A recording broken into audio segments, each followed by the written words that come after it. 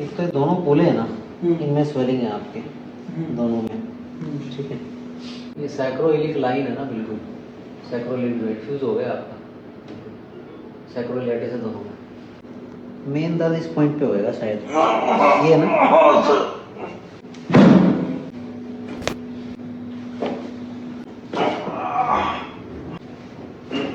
Very good.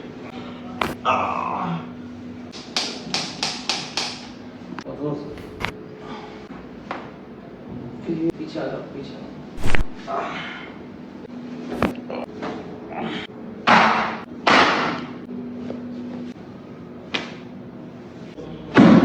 जो बड़ी robot जैसी चल रही थी, अब लचक आ रही है सही से, सॉफ्टनेस आ गई। हाँ सर, थोड़ा तो है। हाँ, सांस फूलना बंद हो गया। हाँ।